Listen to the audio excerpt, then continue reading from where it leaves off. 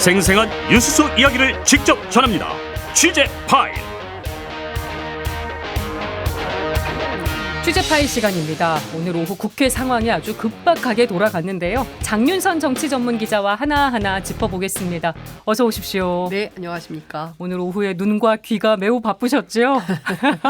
네, 하여간 오늘은 정말 국회가 바쁜 날이었습니다. 오늘 오후 2시부터 그야말로 그 호떡집의 분란. 그러니까요. 예, 오늘 정당 출입 기자들이 굉장히 많이 바빴을 것 같습니다. 속보도 계속 쏟아지고. 맞습니다. 예. 하나하나 짚어볼 지금 이 순간도 텐데요. 속보가 쏟아지고 있습니다. 그러니까요.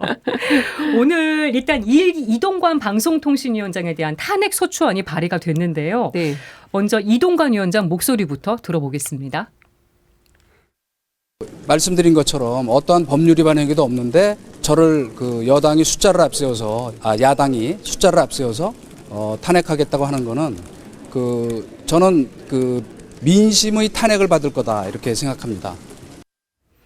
야당이 민심의 탄핵을 받을 것이다. 이동관 방통위원장의 발언 어떻게 들으셨습니까?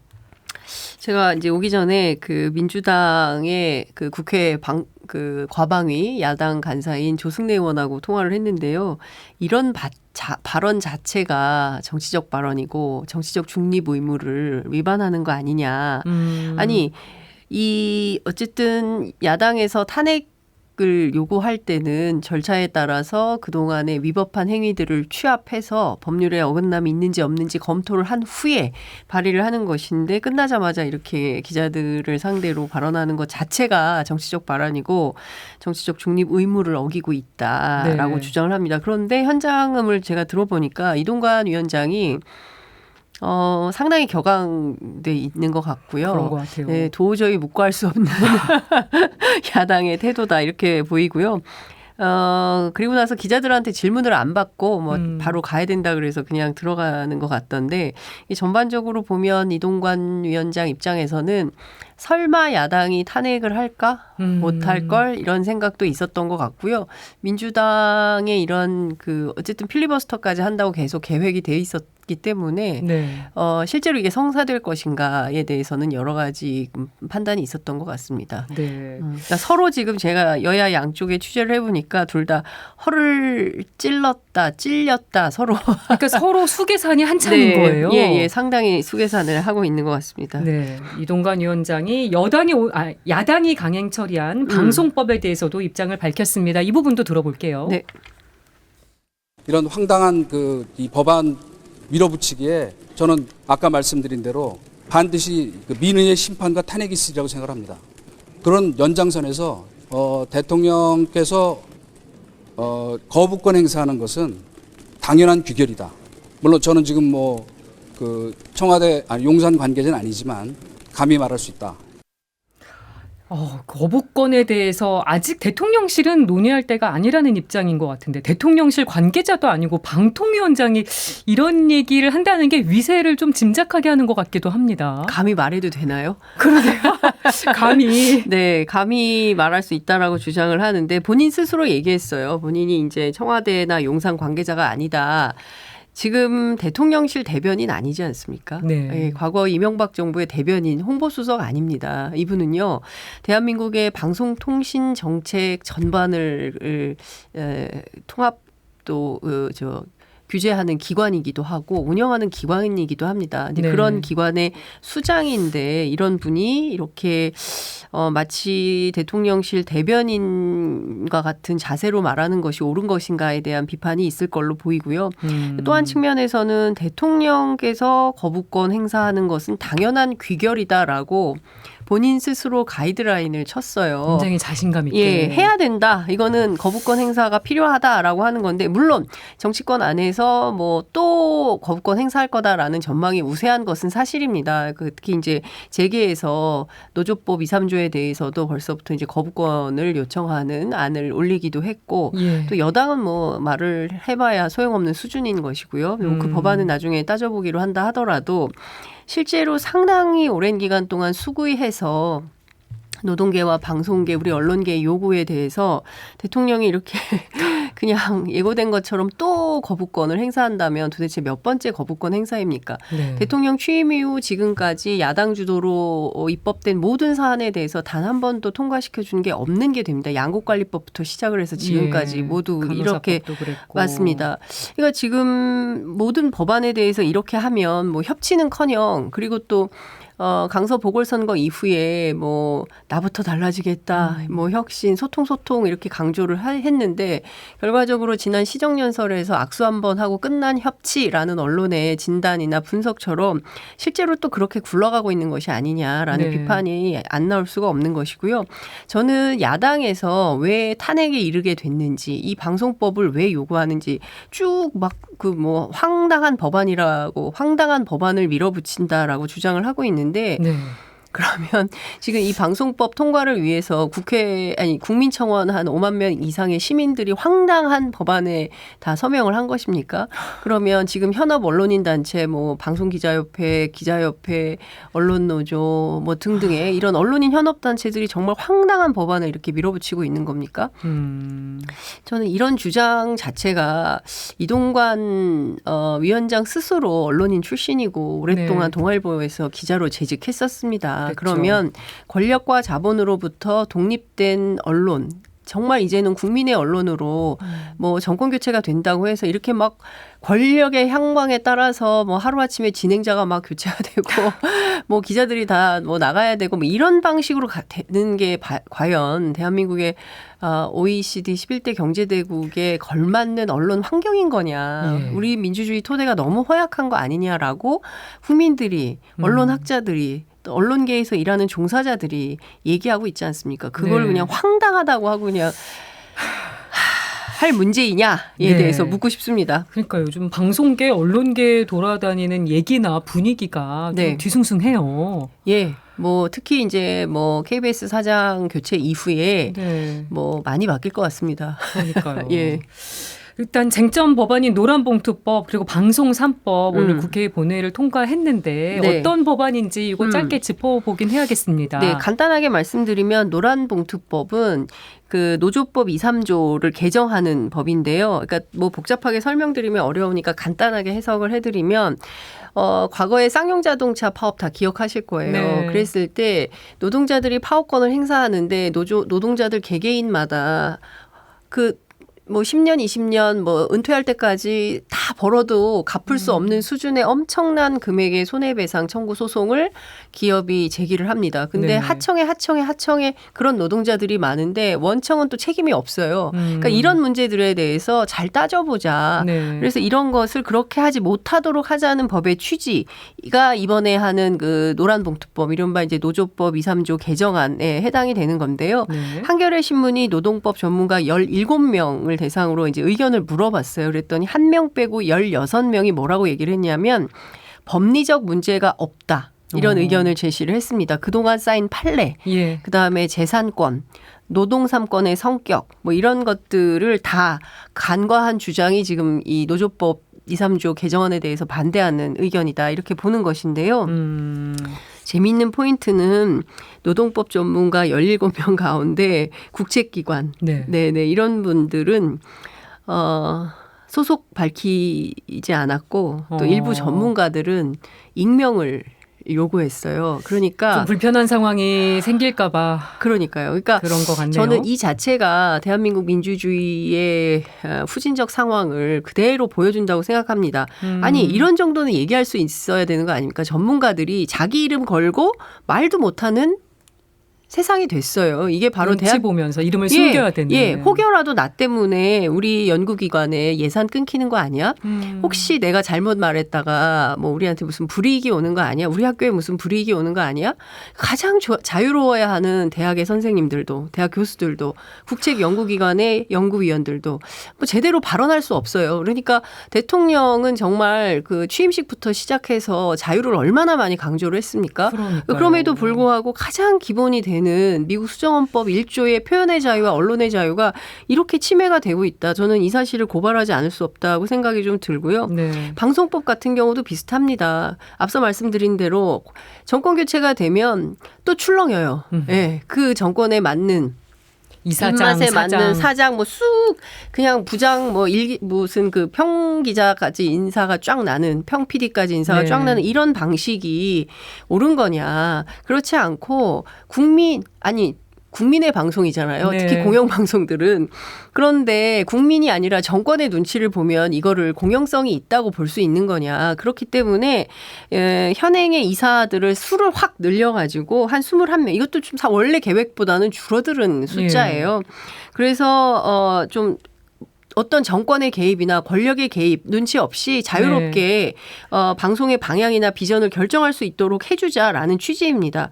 저는 이런 생각이 좀 들어요. 이걸 만약에 문재인 정부 초기에 했더라면 민주당이 상당히 박수를 많이 받았을 것이다. 근데 네. 민주당 정부 시절에는 못했어요. 그러다가 정권 교체 이후에 실제로 본인들에게 상당히 불리한 보도가 많아지니까 이거는 안 되겠다 싶어서 나서는 측면이 있는데 문재인 정부 때 했더라면 더 좋았겠다. 뭐 그것을 그 국민의힘에서도 문제 삼는 포인트이기도 한데요. 늦었지만 이제라도 이 법안 두 법안은 통과되는 것이 마땅하고 이 법을 다시 또 거부권을 행사한다라고 한다면 대통령이 그토록 외쳤던 자유, 공정, 상식 이런 것은 도대체 어디로 간 것인지 언론인의 한 사람으로서 묻지 않을 수 없습니다. 근데 현재로선 거부권 행사 가능성이 대단히 높아 보이긴 합니다.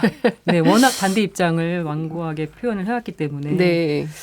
그리고 다른 사안도 살펴볼게요. 김대기 대통령 비서실장 재산 누락 의혹이 제기가 됐습니다. 네. 근데 액수가 좀 커요. 28억 원 정도의 발행어음이 누락됐다는 건데요. 김대기 실장은 뭐 단순 실수라고 입장을 밝혔습니다만 정말 단순 실수로 봐도 되는 건지 민주당 또 공세를 강하게 펴고 있네요. 그냥 넘어갈 것 같지는 않습니다. 왜냐하면요. 28억이에요. 네. 예.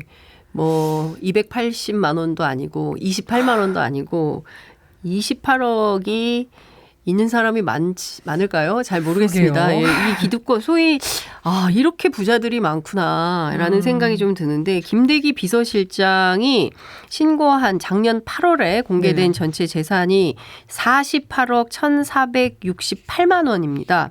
그런데 올해 3월 공개된 재산을 봤더니 73억 4,500만 원 정도 된다는 거예요. 그러니까 7달 사이에 무려 25억이 증가했다. 네. 이렇게 이제 설명이 좀 될 수 있을 것 같은데요. 28억이죠. 이거 왜 이렇게 된 거냐. 네. 김대기 실장 할 말은 없다. 할 말은 없다. 그러나 공직자윤리위원회에서 자료를 주면 그 자료를 저는 이게 남 얘기하는 것 같은 유체이탈 화법처럼 들리는데 위원회에서 자료를 주면 그 자료 그대로 공식 서식에 맞게 넘기는데 네. 그 작업을 그 직원한테 맡겼다는 거예요. 근데 그 직원이 헷갈려서 이런 문제가 생겼다. 네. 그러나 할 말은 없다. 뭐 이런 태도입니다. 뭐 사과나 이런 건 아니에요. 직원한테 맡겼어도 본인이 확인을 하게 되지 않나요? 당연히. 그건 너무 당연한 절차이죠. 그리고 재산 신고, 공직자 재산 신고는 잘못 신고하면요. 국회의원들은 당선증도 뺏기는 저 책임도 물어야 3억 되는. 이상이면 그렇습니다. 근데 무려 28억이나 재산 누락을 해놓고 할 말은 없다. 뭐 그런 식으로 그리고 또 직원이 헷갈렸지 내가 잘못한 것은 아니다라는 태도예요.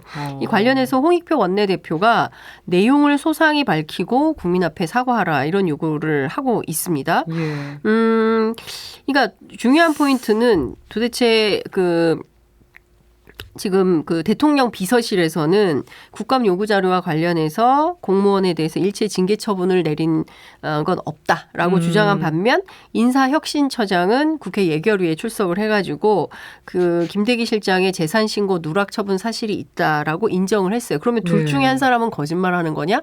이제 이런 그 논증이 가능한 상황인 것이죠. 그러네요. 예, 한 사람이 허위 답변했거나 아니면 다른 사람이 허위 증언을 했거나 둘 중에 하나인데 그러면 뭐가 진실인지 그걸 밝혀야 된다라고 주장을 하고 있습니다. 네. 그러니까 중요한 앞서 말씀드린 대로 국회의원 같은 경우 선출직 그 공무원들은 재산 신고 누락하면 바로 의원직 상실 이렇게 될 수 있다. 그렇기 네. 때문에 이것은 단순 실수라고 볼 수가 없다라고 주장을 하고 있고요. 예. 대통령실 비서실장이라서 봐주는 겁니까? 그러면 안 된다라고 민주당은 비판하고 있습니다. 네, 액수도 28억인데 이걸 누락할 수가 있나? 그렇죠. 아무리 직원한테 맡겼어도 네. 발견하지 못할 수가 있나? 여러 가지 의문점이 드는 게 사실입니다. 그렇습니다. 징계와 관련해서도 의견이 음. 엇갈리는 것 같은데 대통령실은 징계 대상이 아니라고 하고 민주당은 징계를 해야 된다고 하고 이 부분은 어떻게 봐야 될지. 징계가 필요한 것 같은데요. 일단 대통령실 입장은 이런 것 같습니다. 예. 공직자의 징계 여부를 공개하는 것은 개인의 문제가 아니라 전체 공직자 모두에게 해당되는 것이기 때문에 밝히기가 어렵다. 뭐 개인정보고 그리고 대통령 비서실장은 원래부터 징계 대상이 아니다. 이런 주장을 하고 있습니다. 예. 그런데 이제 앞서 잘 말씀드린 대로 이게 누가 됐든 공직자 모두에게 해당하는 재산 공개, 고위공직자 모든 사람이 대상이지 대통령실 비서실장은 빼주고요. 뭐 예외가 있을 수 없잖아요. 뭐 수석들은 어디까지 해주고요. 이게 예외가 없습니다. 네. 예외 없이 원칙적으로 처리하는 게 맞는데 이런 누가 듣더라도 궤변에 불과한 이런 주장을 하고 있다는 것이고요. 저는 어떤 측면에서는 전 솔직히 말하면 언론의 책임도 지적을 하고 싶습니다. 예컨대 이런 문제가 제기됐을 때 우리 언론이 세게 비판을 하면 이거 사과 안 하고 넘어갈 수가 없습니다. 네. 예, 그리고 문제 제기에 대해서 그만큼의 책임을 안 질 수가 없습니다. 여론이 네. 세면 언론이 세게 비판하면 그냥 넘어갈 수가 없어요. 그러나 우리 언론이 이런 문제들을 무디게 대응하고 있기 때문에 대통령실에서도 뭐 이 정도 그냥 넘어가도 되지 이렇게 판단하는 거 아닌가 싶은 생각이 좀 들고요. 그러다 보니까 28억이 껌값 논란이 일고 있어요.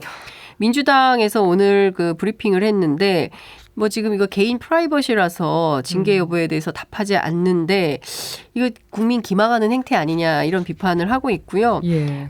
김대기 실장에게 28억은 껌값일지 모르겠지만 우리 국민들에게는 그렇지 않다. 이거는 믿을 수가 없고 그리고 이런 정도를 뭉개버린다면 도대체 공직자윤리법은 왜 있는 것이며 다른 예. 공직자들은 바보라서 정직하게 재산신고 다 하는 거냐. 그리고 성실하게 재산 등록을 하는 것은 공직자들의 법적 의무다. 이런 지적을 하고 있고요. 네. 대통령실 성역입니까? 아니죠. 예, 법 지키지 않아도 괜찮습니까? 아니다. 그러면 이거 숨기지 말고 분명하게 밝혀야 되고 관련해서 대통령도 제대로 징계를 하는 것이 공정과 상식에 맞다 이런 네. 주장을 하고 있습니다. 네. 왜 이런 걸 가지고 이렇게 공방의 대상이 돼야 아니, 되는지도 그러니까. 의문인데 그렇죠. 원칙과 상식대로 하면 당연히 징계하고 수순대로 하면 되는 건데요. 그러니까 지금 윤석열 정부에서 민주주의가 퇴행하고 있다고 많은 국민들이 느끼는 문제는 그 최수근 상병 순직 사건 수사 외압 논란 의혹도 마찬가지입니다. 박정원 네. 대령이 순서대로 다 밟아서 했어요. 그리고 장관이 서명까지 했어요. 그런데 예. 갑자기 대통령실 회의 있고 나서 누군가로부터 무슨 연락을 받았는지는 알 수 없으나 다 확인은 안 해주지만 그렇지 않고서야 장관이 서명까지 한 결재 서류를 갑자기 이첩보류라는 지시를 내리고 집단항명 수괴였다가 항명으로 수사를 받고 있고 그리고 지금 또 수사도 진척도 제대로 안 되고 있는 이런 상황입니다. 그러니까 네. 일반 상식으로 도저히 납득할 수 없는 일들이 도처에서 벌어지고 있다. 그리고 특히 대통령실에서 대통령실 비서실장씩이나 되는 분이 무려 28억이나 되는 재산을 공직자가 누락했어요. 그러면 네. 국민께 사과하고 본인이 잘못했고 그에 따르는 상응하는 책임을 지는 것이 그게 공직자의 자세 아닙니까? 그러게요. 아니 이런 정도도 못하는 분이 어떻게 대한민국 대통령실의 비서실장이라고 앉아 있을 수가 있습니까? 그러면 재벌들은 그리고 일반 기업에 계신 분들은 뭘 보고 배우겠습니까? 네. 이 윗물이 맑아야 아랫물이 맑은 것입니다. 왜 대통령실 주변에선 이런 일이 유독 자주 벌어지는지 그렇습니다. 국민들이 더 눈과 귀를 크게 예. 뜨고 열고 바라봐야 될 것 같습니다. 이번에 여당으로 가볼게요. 국민의힘 혁신위원회가 지도부의 혁신안을 공식 건의를 했는데요. 네. 가장 뜨거운 사안이고 관심을 많이 받았던 영남 중진 의원들의 험지 출마 또는 불출마 요 사안이 빠졌어요. 빠질 줄 알았어요. 그러니까 쉽지 않습니다. 그러니까 지금 여당은 특히 이뇨한 혁신위 같은 경우에는 정말 상당히 이 궁색한 처지로 계속 몰리고 있다. 이게 보입니다. 왜냐하면 혁신안을 냈는데 첫 번째 당 지도부가 수용을 안 하고 있어요. 이게 그러니까 받아들여질지가 예. 관건이었는데. 그러니까 처음에 이제 김기현 대표가 전권을 드리겠다. 네. 이뇨한 혁신위원장 전권을 드리겠다. 그랬을 때 이뇨한 위원장이 내 권한이 어디까지인지는 잘 모르겠지만 하여튼 정권. 그래서 전권이 무엇이냐 논란이 있을 때 혁신안이라고 했습니다. 무엇이든지 던지면 그걸 받아서 김기현 지도부가 실행한다. 뭐 이런 거였는데 안 되고 있어요. 1호 혁신안만 됐고 지금 2호 혁신안, 3호 혁신안 계속 이제 준비 중이고 나올 예정인데 나왔죠. 근데 이제 사인이 서명이 안 되는 겁니다. 이게 브레이크가 임요한 위원장 상당히 당황스럽겠는데요. 그렇죠. 그래서 지금 기사 제목이 어떻게 나오고 있냐면 희생 요구에 반발 인요한 궁지로 이제 이런 얘기들이 나오고 있습니다. 뭐 계속 다니면서 도와주십시오 하고 사진 찍고 네. 그리고 일면 이제 신문으로 치자면 일면 머릿 기사를 날마다 장악하고 네. 있지만 실제로 손에 잡히는 혁신안이 뭐냐 이거에 대한 비판이 있는 게 사실이고요.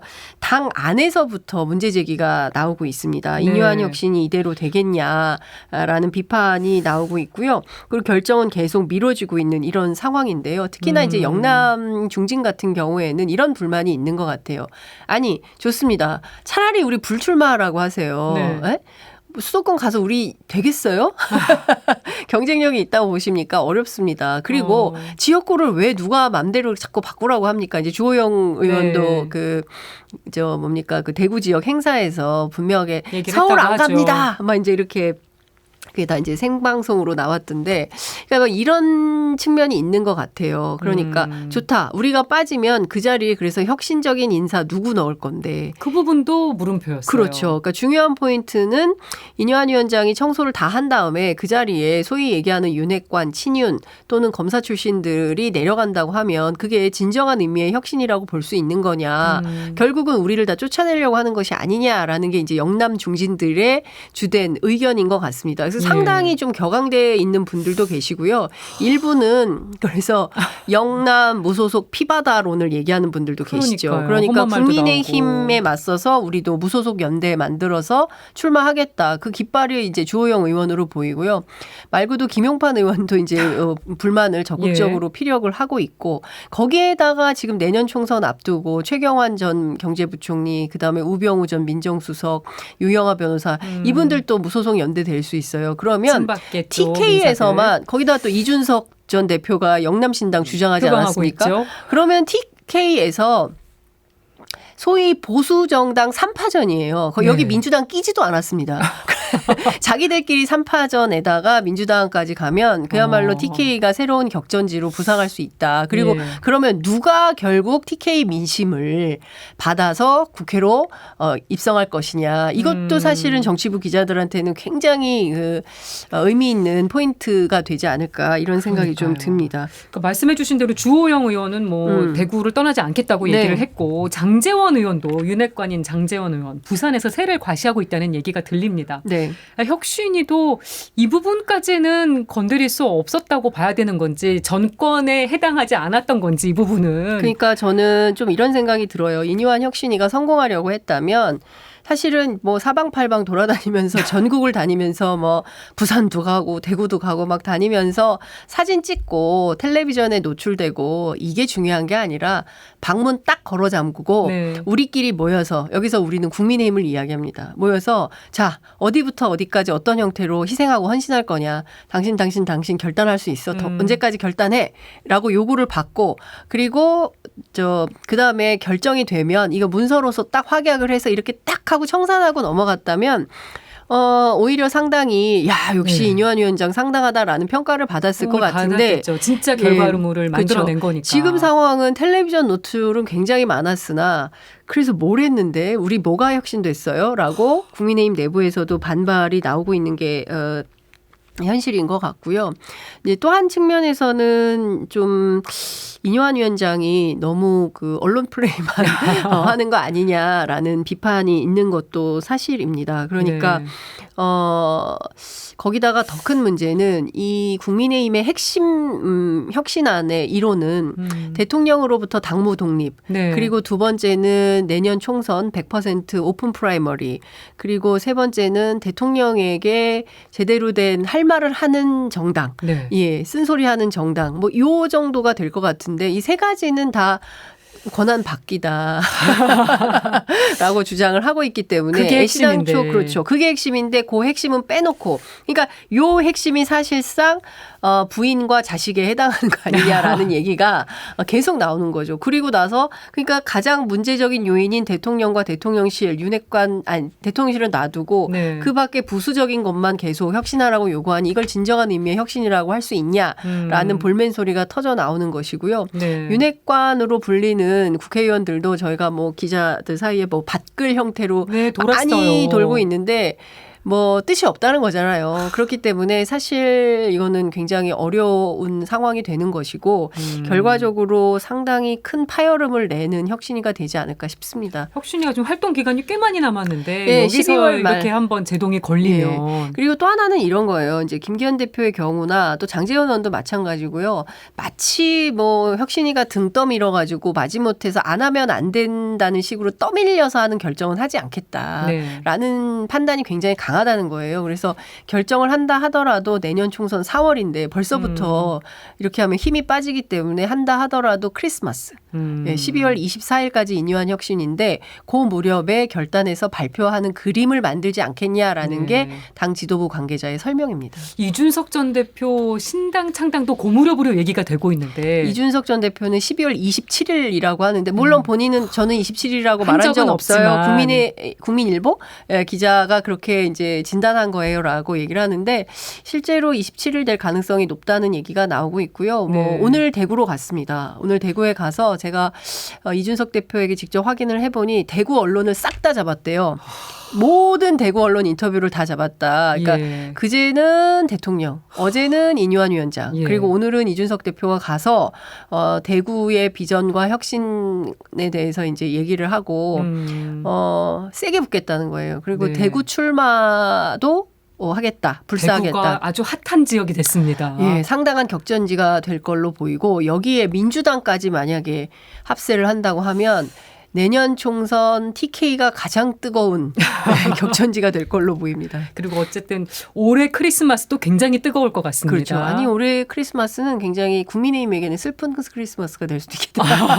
예, 뭐 이렇게 그만둬야 정말에. 되고, 예, 불출마해야 네. 되고, 어려운 험지로 끌려와야 되고, 뭐 이런 분들이 좀 그런데 어느 규모가 될 거냐. 예, 그래서 만약에 이제 김기현 대표 하나로 마무리된다면 이것을 진정한 의미의 혁신이라고 볼 수 있겠냐. 그러니까 네. 좀 뭔가 그러니까 그래서 인유한 위원장이 계속 최소 한두 명이라도 먼저 물꼬를 터줘라. 이제 계속 이런 얘기를 하고 있는데 뭐 안 하겠다는 태도인 것 같습니다. 네. 예. 그리고 상대적으로 민주당이 너무 조용해요. 네. 그래서 지금 혁신이나 쇄신 논의조차 없는 거 아니냐는 얘기가 나오고 있는데 강서구청장 선거에서 이기기는 했지만 민주당이 잘해서 이긴 게 아니라는 그럼요. 그 진단이 많았잖아요. 네. 민주당 상황 어떻게 봐야 될지 짧게 짚어주실까요? 민주당은 지금 사실은 내부에서 뭐 공천과 관련해서 얘기가 있고요. 민주당도 사실은 험지 출마 얘기가 나옵니다. 네. 네, 근데 이제 정성호 의원 같은 사람 보고 험지 출마하라 그러니까 여기가 험지다. 경기 북부가 사실은 민주당한테 험지였고 정성호 의원이 이제 그렇게 이제 삼선을 한 건데 어쨌든 이제 그런 주장이 나오고 있고요. 또 한 측면에서는 이제 민주당의 그 대구 경북 출신들 국회의원들 많습니다. 조응천 의원, 뭐 이재정 의원 등등 해서 서영교 최고위원 예. 이런 분들이 아주 대규모 편대를 이루어서 그 대구 경북으로 상륙해야 된다. 그래서 TK 지역에서 앞서 말씀드린 네. 국민의힘 3파전에 하나 민주당까지 넣어서 4파전으로 뜨겁게 한번 붙어봐야 된다. 그리고 최근에 대구 경북 지역 여론조사를 돌리면 민주당, 이준석 신당, 국민의힘 네. 오차범위 안에서 접전하는 걸로 나온다는 거예요. 우와. 그러면 민주당한테 단 한 번도 오지 않았던 새로운 기회가 열리기 때문에 이 예. 지역에서 한번 뛰어봄직하다. 네. 라고 주장을 하고 있는데 당 지도부에서는 무슨 소리? 우리는 수도권에서 열심히 할 거야. 이제 이런 분위기인 것 같긴 합니다. 그런데 이런 주장이 계속 많아지면 당 지도부가 또 어떤 입장으로 바뀔지 그건 좀 예. 지켜봐야 될 것 같습니다. 제가 이어지는 코너에서 여론조사 전문가한테 그 분석 다시 한번 또 네. 들어봐야겠습니다. 취재 파일 장윤선 정치전문기자와 함께했습니다. 오늘 고맙습니다. 네, 감사합니다.